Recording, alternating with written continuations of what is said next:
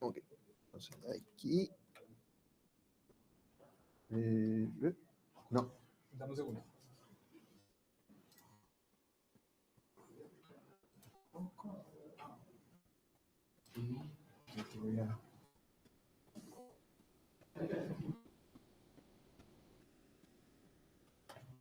Ya, perfecto. Ok. Tengo que esperar que llegues para la grabación, supongo. Ya está grabando. Ya está grabando. Ya está grabando. Ok. Entonces, les voy a... Bueno, como ya les mencioné varias veces, estuvimos trabajando sobre el conteo de puntos y les voy a hablar como de una parte del trabajo que tiene que ver con cómo buscamos una base de silo del helicilo para obtener nuestro orden de grupo. Entonces, voy a hacer primero un poco de background, podemos decir. Una curva hiperelíptica en una curva con y al cuadrado igual a, olvídense el h en f de x, igual a f de x, donde el grado de f, por ejemplo, en el caso que nos interesa, va a ser 5 para una curva de género 2. ¿Okay? Si tiene una curva elíptica, es el grado de f es 3. Y podemos reducir un poco la forma de la ecuación a llegar a llegar a una ecuación un poco más sencilla, con un poco menos coeficiente. No es crítico para lo que hacemos, es solamente para ver cómo buscamos las curvas. No, porque en este caso el F3 lo podemos mandar a 1. ¿Okay? Podrían haber alguna curva con F3 igual a 0, pero son mucho menos que lo que con F3 distinto de 0. Entonces nos concentramos en este caso. Ok, y en esas curvas hay un grupo, podemos definir un grupo. Si conocen un poco de curvas hiperelípticas, de clases de divisores, todo eso, lo voy a describir. Si no, solo consideran que tenemos un grupo nomás. ¿Okay? Y va a ser suficiente para seguir la charla. Entonces, pero para quedar como que estoy haciendo la pega, entonces, si tenemos una curva hiperelíptica imaginaria no singular, entonces podemos definir el grupo que es el grupo de clase de divisores. Un divisor es básicamente una suma formal de puntos de la curva, por lo tanto nos da naturalmente un grupo, pero para que el grupo sea finito tenemos que hacer cocientar con el grupo de divisores principales. ¿Okay? Y ahí donde las cosas se complican un poco. Pero podemos, en género 2, por ejemplo, podemos representar cada clase de divisores por van a ser 3 casos. O tenemos el divisor 0. Bueno, ¿está bien? O tenemos un punto menos el punto al infinito, o 2 puntos menos 2 puntos al infinito.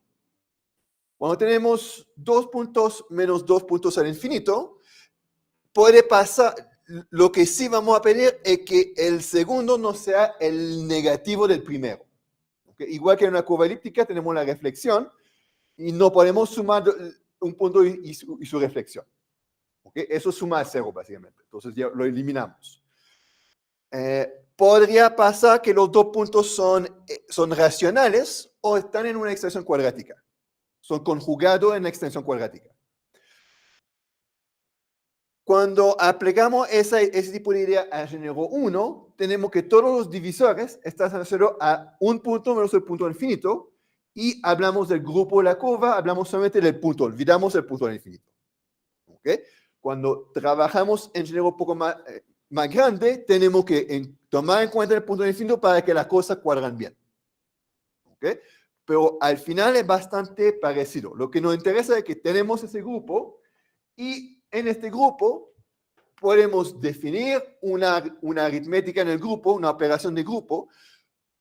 Tenemos la representación de Monfort que en vez de escribirlo como puntos, o P1 o P1 más P2, lo asocia a un par de divisores. Esos pares de divisores tienen que ver con que los ceros del U son la coordenada X de los puntos y el V es la interpolación de los Y. ¿Okay? Entonces, hay una conexión directa con eso que tiene que ver con la conexión entre las clases de divisores y las clases de ideales. Y bueno, el divisor 0 lo podemos representar como 1, 0, solamente para tener claro que lo podemos representar también en esa forma. En esta representación tenemos una operación de grupo que es el algoritmo de Cantor, que toma dos divisores reducidos, lo suma y devuelve un divisor reducido de nuevo. ¿Okay? Ahora, para la charla, como decía, no tienen que saber los detalles de eso, tienen que saber que tenemos un grupo nomás.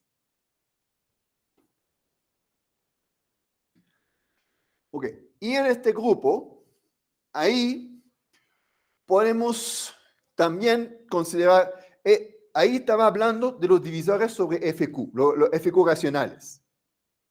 Pero podemos también mirar divisores en extensiones del cuerpo. Y entonces podemos hablar de los divisores en la clausura del cuerpo. Y aquí tenemos el resultado de Acebel que asocia al Frobenius, es decir, el Frobenius para un valor es la Q-potencia. Para un polinomio es la Q-potencia de los coeficientes del polinomio. Para un divisor, bueno, como el divisor lo representamos con dos polinomios, es la Q-potencia de los coeficientes de esos dos polinomios. Entonces, no es una cosa tan difícil de definir, tampoco tan difícil de aplicar, y ese Frobenius aplica a cualquier divisor sobre la clausura. El teorema de Seibel nos dice que este Frobenius tiene un polinomio característico de grado 4, donde hay básicamente dos coeficientes que van a depender de la curva. ¿Okay? Y además sabemos que el coeficiente A1 está acotado en valor absoluto por 4 raíz de Q y A2 por 6Q. ¿Okay? Eso tiene que ver básicamente con los valores propios del polinomio. Los valores propios son números complejos con norma raíz de Q. ¿Okay? Y además están combinados como omega y Q entre omega, por lo tanto, nos da esas condiciones. Ok, lo que nos interesa en eso es que cuando evaluamos este polinomio en 1, nos da el orden del grupo sobre FQ. Entonces, en vez de buscar el orden del grupo en cualquier parte, lo que podemos hacer es encontrar el polinomio característico del Frobenius y eso nos va a dar el orden del grupo. ¿Okay? Ese tipo de idea es lo que se utiliza, por ejemplo, para las curvas elípticas en el algoritmo de Shroff para obtener el orden del grupo. ¿Okay? En este caso hay solamente un coeficiente desconocido, tenemos un polinomio cuadrático y tenemos la traza que hay que calcular. Bueno, aquí tenemos dos coeficientes que calcular, hay un poquito más de trabajo, pero va en esa dirección. Okay. Y de hecho, los resultados para obtener órdenes de grupo se basan en general sobre el algoritmo de Shroff. Entonces, los primeros resultados importantes, bueno, habían resultados, ¿cómo decirlo? Los primeros resultados que lograron hacer conteo de puntos a gran escala son de Gaudry-Schoss en 2012 y nuestro resultado que tenemos más reciente también utiliza esa misma idea que viene de decir, bueno, en vez de... me equivoqué la letra aquí. en vez de obtener T, el polinomio característico completo, lo vamos a calcular módulo n. ¿Cómo lo calculamos módulo n? Lo calculamos utilizando divisores de n torsión, divisores de orden n. Disculpe. Y la idea es que este n ahí no tiene que, a primera vista, no tiene que ser un número primo, puede ser un número complejo. Y cuando tenemos un número complejo, podemos empezar a trabajar con los factores primos de este número y recombinar la cosa con el teorema chino de los restos. Ok, entonces lo hacemos para algunos números pequeños y vamos acumulando la información. Podemos también tomar potencias de esos primos. Eso es bastante útil y nos permite avanzar mucho más rápido. ¿Qué necesitamos? Bueno, en general vamos a pedir que el n sea mayor que 8 raíz de q para determinar el a completamente. El a en valor absoluto estaba acotado por 4 raíz de q. Entonces, si tenemos un módulo que es más grande que el doble de eso, vamos a conocer nuestro a. El b, en general, lo que no vamos a pedir que el n sea tan grande. Vamos a pedir que un n puede ser menor que 12q. No determina el b completamente, pero si me falta solamente un valor, puedo hacer un algoritmo de tipo el canguro de Pollard para ir a buscar, a eliminar los valores que quedan y encontrar el valor correcto. ¿Okay? Eso termina siendo más rápido que ir a buscar el módulo n completo. Ahora, aquí es donde la estructura del grupo juega un papel importante. Lo primero que sabemos es que si n y q son coprimos, entonces el grupo de n torsiones es básicamente z sobre nz por z sobre nz por z sobre nz por z sobre nz. Entonces, 4 copias de z sobre nz. Eso significa que podemos encontrar una base de 4 generadores, cada uno de orden n, que nos define el grupo de n torsión. Ok, ¿y qué pasa cuando tenemos una base? Ahí estamos llegando básicamente a álgebra lineal. Si tengo una base de un espacio y que sé lo que pasa con la base, sé lo que pasa en todo el espacio. Entonces, si puedo utilizar esos generadores para encontrar mi polinomio característico, no voy a tener más información afuera de la base. Ok. Además, como es una base, el Frobenius aplica como una matriz 4x4. Y de hecho, esa matriz por 4x4, su polinomio característico es exactamente ese polinomio característico del Frobenius que estamos buscando. ¿Okay? No es una casualidad, tiene que ver con que el teorema de Sever tiene que ver con esa estructura que estamos hablando. ¿Okay? Entonces, la primera opción que tenemos es decir, bueno, tengo mis 4 elementos en la base. Puedo ver cuál es el Frobenius de cada una y escribirlo en términos de esa base. Eso me va a dar mi matriz. Ok. El detalle aquí, bueno, como en una base va a haber una única solución módulo L para esos valores. Ahora, lo que sí significa es que para cada vez que aplicamos el Frobenius tenemos n a la 4 soluciones que considerar. ¿Okay? Hay una nomás de ese n a la 4 que está buena. Entonces, si n es grande, puede ser un poco pesado. Eso hay que ser claro. Pero igual no va a interesar hacer eso. Ahora, una vez que tenemos la matriz, llegar al polinomio característico, eso es súper sencillo. Alumnos de pregrado lo hacen, entonces no es algo que no va a complicar la vida. Lo que sí, si miran el resultado de Godry-Schoss, no lo consideramos en esa técnica. ¿Por qué? Porque utilizaron otra, miraron otra manera de hacerlo. ¿Okay? Que va a ser como el caso 2. Pero a la base eso nos sirve, tiene una ventaja, que cuando lo hago así, voy a tener el polinomio característico completo, módulo n. Las otras maneras que vamos a ver en unos minutos, a veces vamos a tener una información parcial. ¿Ok? Y esa información parcial nos puede costar un poquito más después. Entonces, por eso, en algunos casos lo vamos a utilizar, en algunos casos a la base. Vamos a ver cómo funciona. La segunda opción es de decir, vamos a buscar el polinomio característico directamente.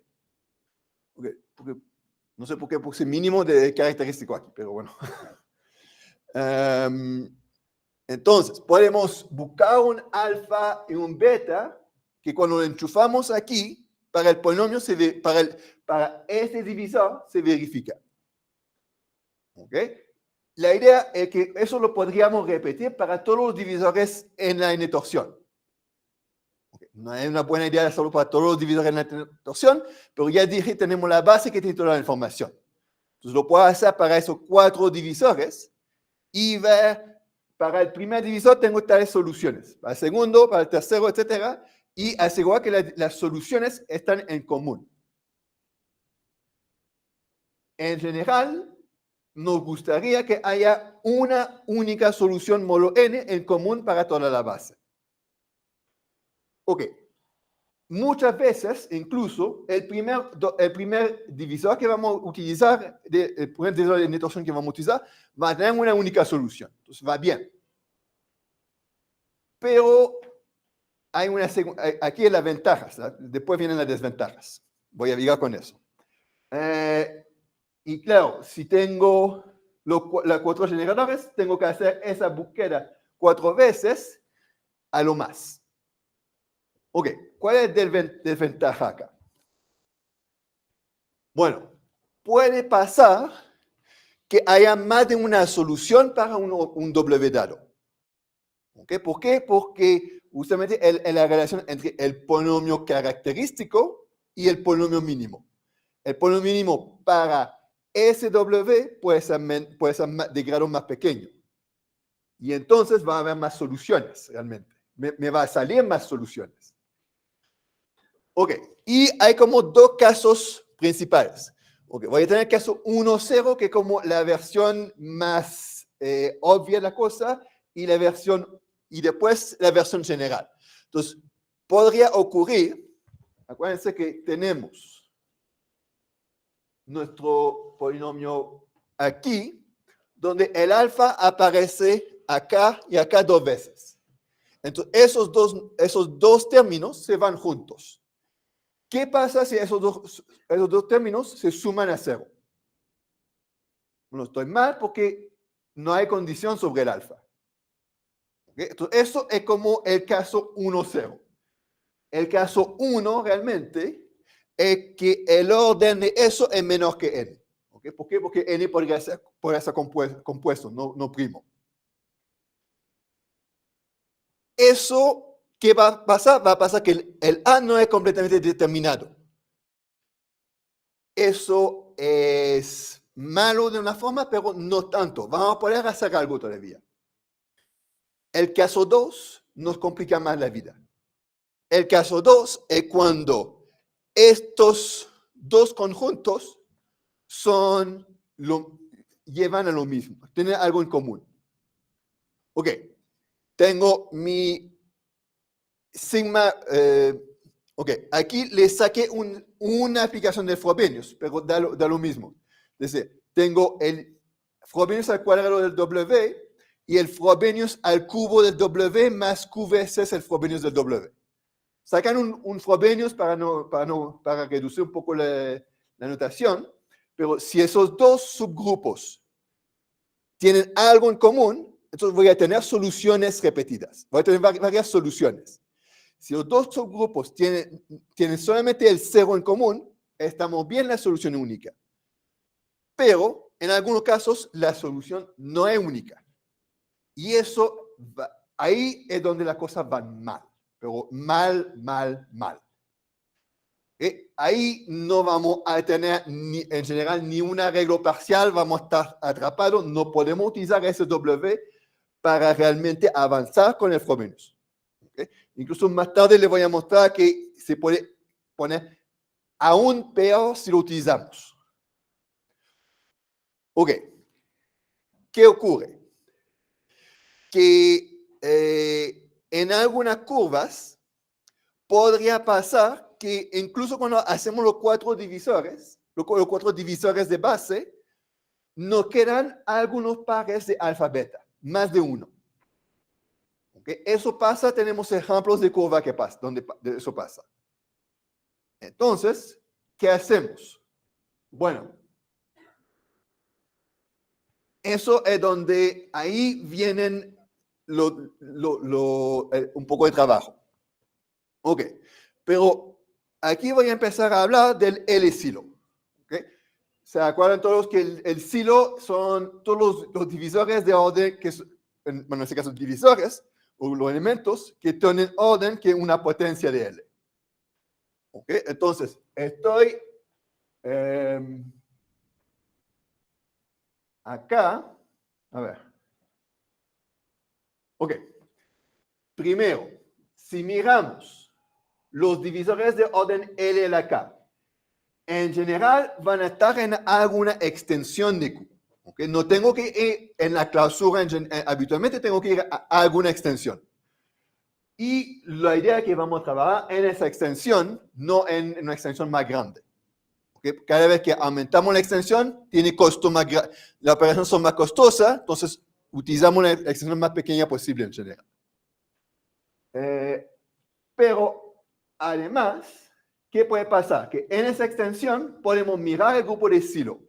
Y puede que el grupo de silo tiene divisores que tienen orden un poco más grande que L a la K. ¿Okay? Si pasa eso, lo que nos interesa en eso es que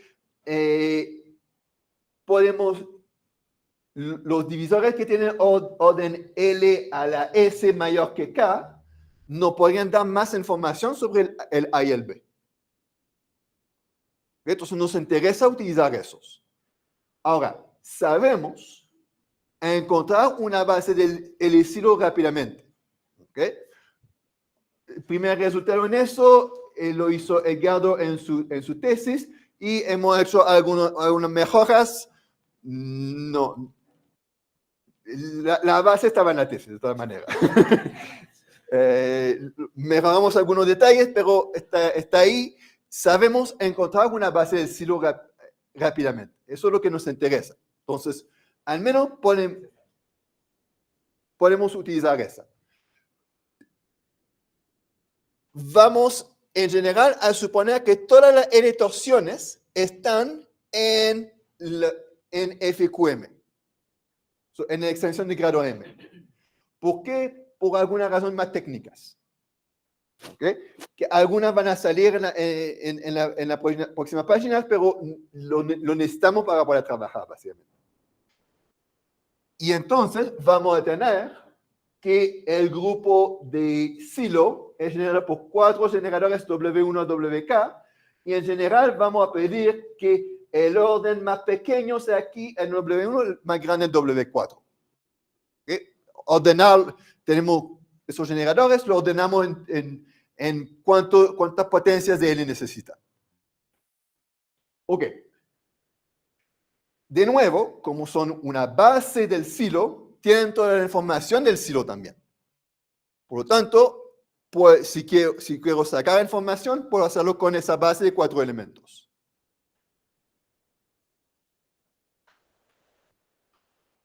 Ok.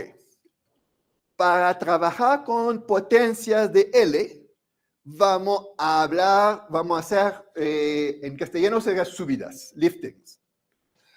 Es decir, vamos a empezar con una base del L-silo en FQ a la M1. Vamos a ir a otra extensión donde el silo es más grande. Tercera extensión aún más grande, etc. Ok. Ahora, por resultados teóricos sobre lo que llamamos las L secciones, que es un poco lo que Jordi nos va a hablar el viernes. Entonces, ahí sabemos que el M2 puede ser L veces M1, el M3 L veces M2, etc. Entonces, cuando empezamos a hacer subidas, son subidas por grado en L siempre. ¿Okay? ¿Por qué? Porque empezamos con todas las L torsiones en el silo. ¿Okay? Eso es una de las razones.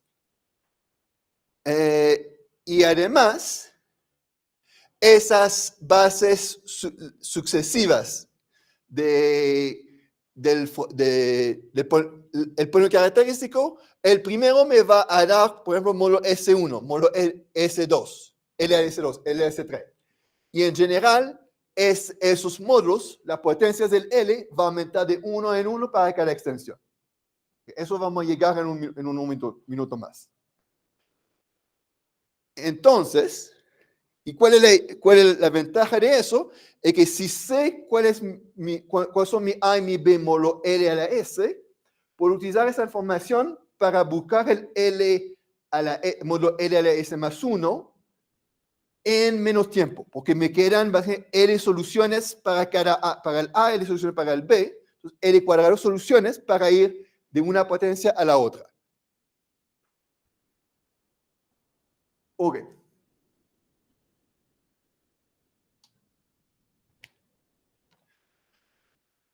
Eso nos lleva a la tercera opción.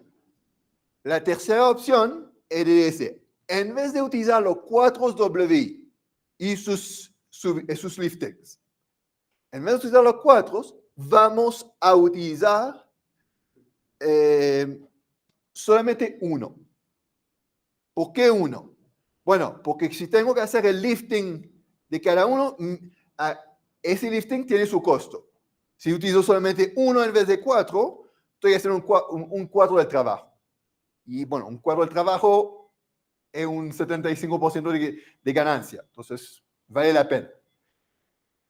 Pero para eso, necesitamos encontrar un WI que funciona bien. Y ahí es donde vamos a jugar un poco con las bases. Entonces, va a depender cómo elegimos la base del silo.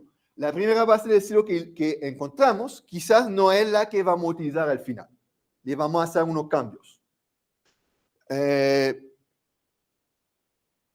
Entonces, si miran el resultado de Godry-Shust, lo que hicieron es algo parecido, excepto que ni siquiera fueron a buscar una base. Tomaron un divisor cualquiera de L torsión o L a la tanto torsión y utilizaron este. A buscar un elemento en la base, quizás podemos sacar un poco más de información. ¿Por qué? Porque los generadores de las bases son como más profundos en el silo. Y entonces dan un poquito más de información en general. Ok. También podríamos hacer lo mismo con la matriz. ¿Okay? Cuando decía, tenemos la matriz del módulo L a la tanto, bueno, el módulo L a la S más 1 va a seguir el mismo juego. Entonces podemos aplicar ese truco a la matriz también si queremos, aunque en general tratamos de evitar utilizar la matriz. Ok, pero eso, para llegar a algo, tenemos que volver a ver nuestros dos casos problemas. Ok, el caso 1. Y ahí de ese caso voy a excluir el caso 2. Es decir, voy a suponer que esos dos grupos son básicamente disjuntos a partir del 0. ¿Ok? Entonces, tengo un WI que tiene orden L a la K y un Frobenius al cuadrado de WI más Q veces WI que tiene orden L a la K tilde, donde K tilde es un poco menor que K. Ok. ¿Qué pasa cuando utilizamos eso? Es que vamos a obtener el B módulo L a la K y el A módulo L a la K tilde. ¿Okay? Entonces, si hay una diferencia, vamos a perder información sobre el A. Podrían decir, pero el B es el que donde tengo que es mucho más grande que el A, entonces no es grave perder información sobre el A, es mejor tener información sobre el B. Al final es al revés. Es un poco contraintuitivo, pero el A logramos construirlo completamente y el B aplica, lo que falta del B en general, aplicamos los canguros de Polar que son rápidos. Entonces, perder información sobre el A significa que podríamos tener que aumentar el módulo. Estamos obligados a aumentar el módulo para poder utilizar el canguro después con lo que falta del B. Entonces, no cuesta más perder información sobre el A que el B. Y eso es un juego que va a entrar en las cosas. Esa diferencia entre K y K tilde lo vamos a llamar capa de omega de W o capa índice I para el WI.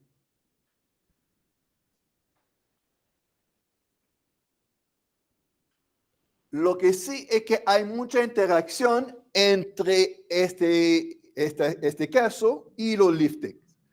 ¿Por qué? Porque si tengo un WI que tiene L a la K y una brecha capa I para este, entonces tengo esa diferencia de potencia entre el A y el B para este.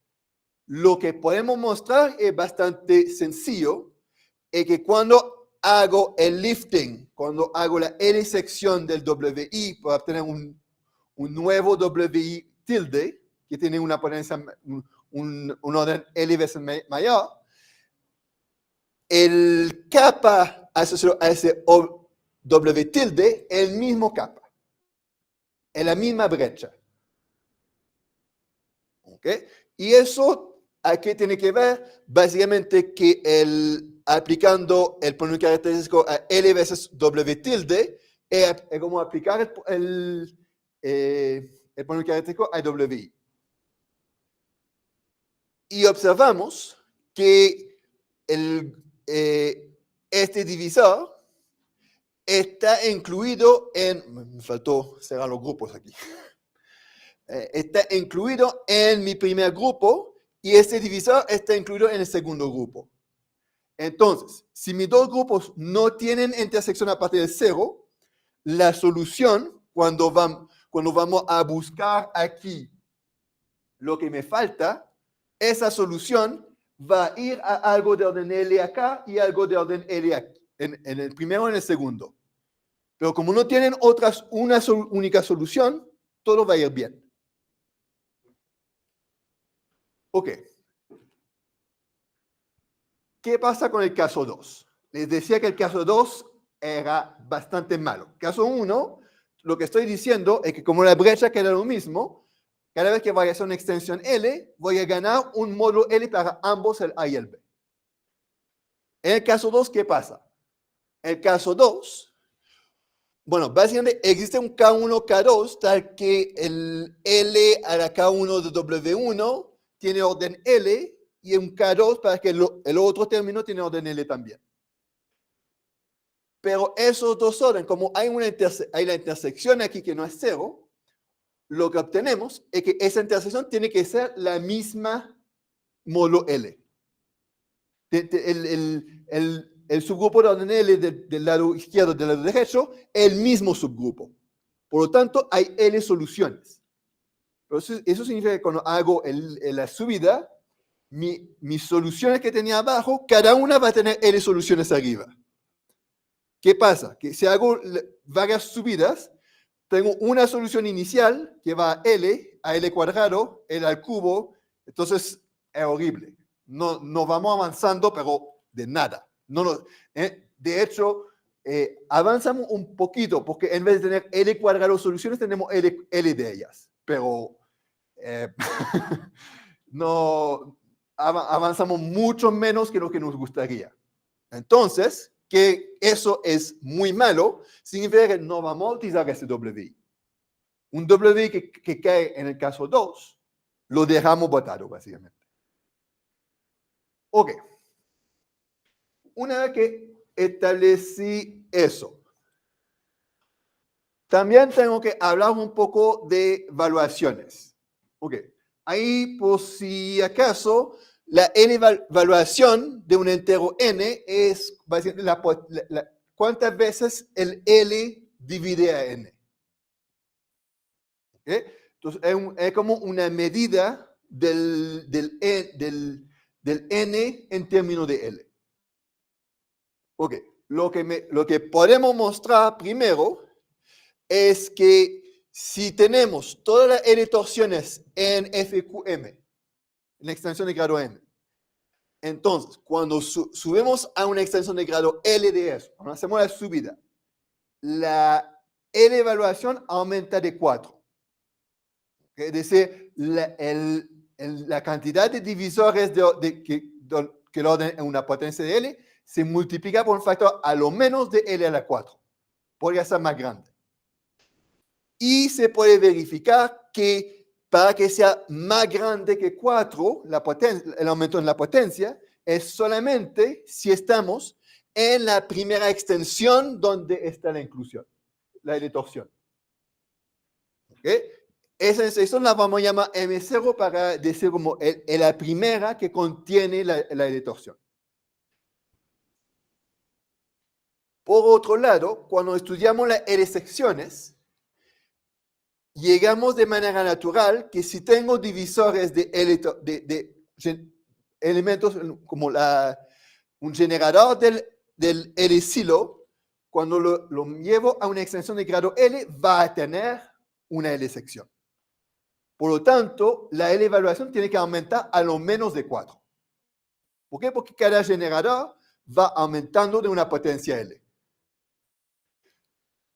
Entonces, de un lado estoy diciendo que aumenta a lo menos de 4, pero del otro, cada generador ha aumentado de 1 para llegar a 4.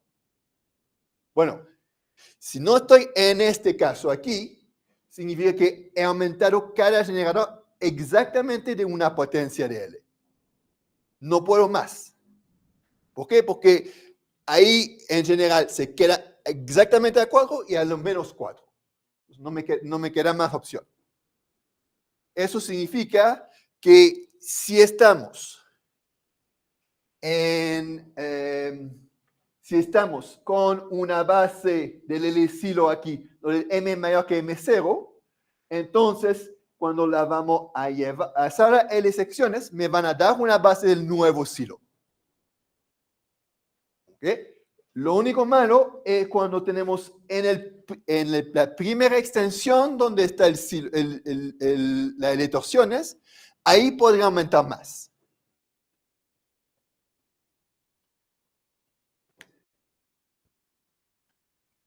Entonces, lo que vamos a hacer con eso.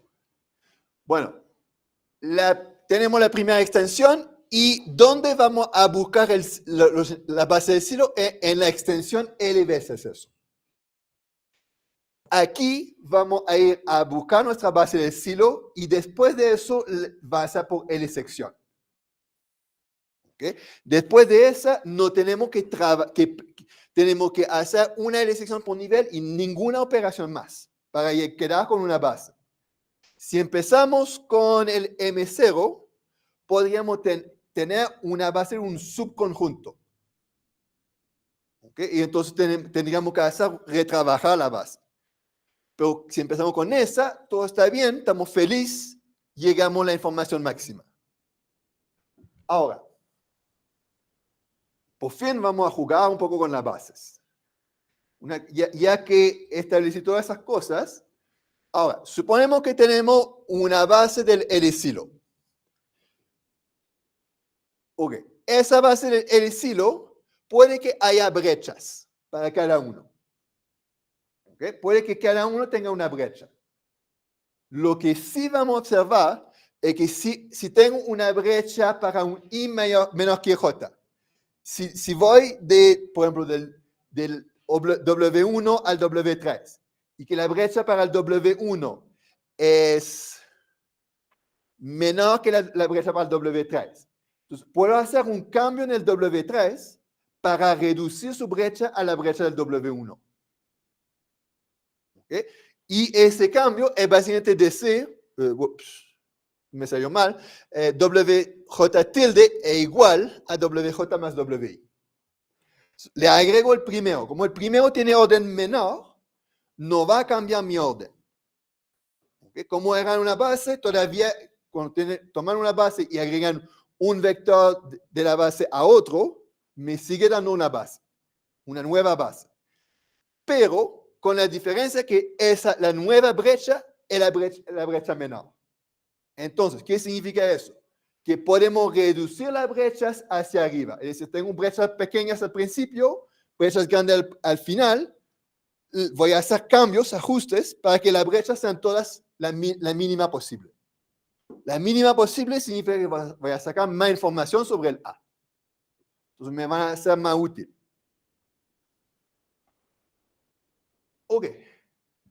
Pero también puedo hacer algo con los casos 2. Podría pasar que en mi base hay algunos que tienen de los WI que caen en el caso 2 que el caso malo. ¿Ok? ¿Qué puedo hacer en este caso?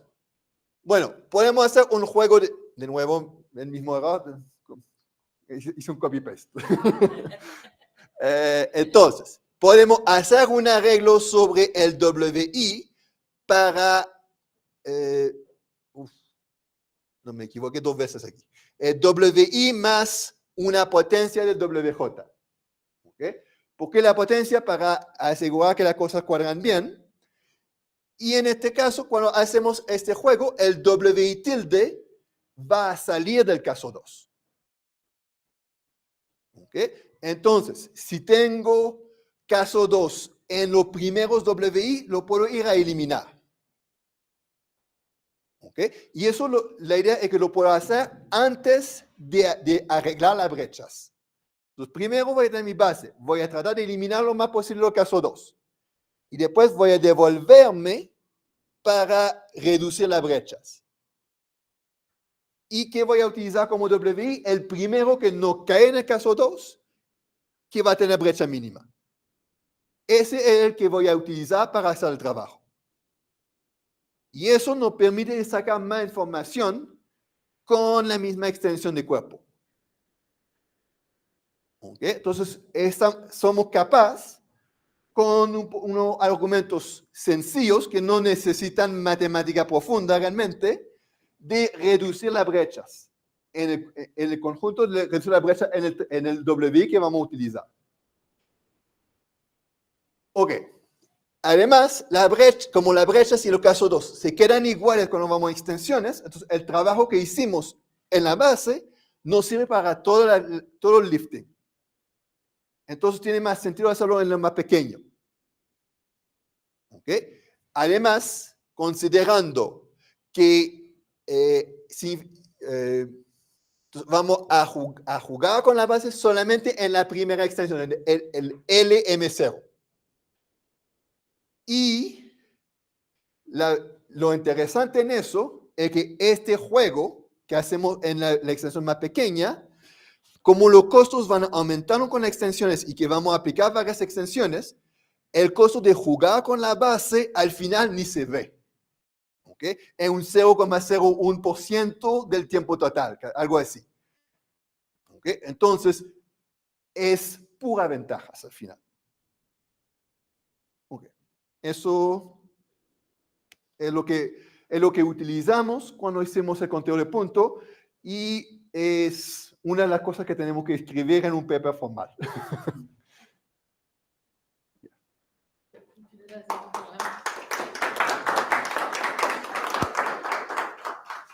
Listo, entonces con eso terminamos. ¿Tienes hambre? ¿Algunas preguntas? Sí. Nicolás, siempre doy garantía de que puedo encontrar la cantidad de puntos a pesar de tener estos casos de tipo 2. Ok, siempre se puede. La pregunta es cuánto me va a costar. Ok. Entonces, podríamos empezar con una brecha menos, pero básicamente, por ejemplo, si voy a la extensión de grado L, mis costos aumentan por un factor de L también.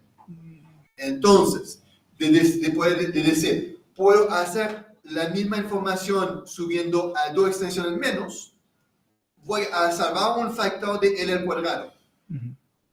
¿Ya? Y eso tiene un impacto en el final. Una cosa que no mencioné tanto, algo que mencioné que quizás al principio, existen algunas curvas que son muy molestosas, donde toda la base del silo tiene caso 2. En esas curvas no tenemos opción, tenemos que trabajar con la matriz del Frobenius. ¿Okay? Eso es una de las diferencias que tenemos con Gaudy-Schwarz. Gaudy-Schwarz no menciona esos casos. No, el programa que tenemos lo va a manejar. Claro que va a tener ese factor de 4, va a aumentar los costos. Pero al menos vamos a poder contar los puntos sobre esa curva. Va a funcionar el trabajo. Ok. ¿Otras preguntas? Mencionaste sobre los posibles casos que pueden suceder, ¿no? Sí. ¿Qué tan probable es que sucedan? Esa es la duda. Ok. Ya, esa es la duda difícil de contestar de una forma. Lo que puedo decir es que cuando hicimos el control de punto, hicimos como el trabajo inicial al menos para unas 140 curvas. De esas teníamos 2 casos donde para algún L, todos los divisores estaban en el caso 2. ¿Okay? De que sale en el caso 2, no he hecho estadística. ¿Okay? De verdad, ahí no, ya había tantos detalles que considerar que no. Del lado de las brechas, le puedo decir que en la curva que utilizamos al final, teníamos una, por ejemplo, donde había una brecha de 4. Es decir, si me acuerdo bien, era para L igual a 3. Entonces, hay una diferencia entre el B y el A de 81 en el módulo. Las brechas sí ocurren. ¿Okay? Y ese 4 es después de hacer la limpieza que expliqué. Entonces, quizás antes era peor. ¿Okay? Ahí no, de nuevo, no pedí al programa de tirarme esa información, pero hizo la limpieza y quedó con una brecha. Y la brecha sí que ocurre.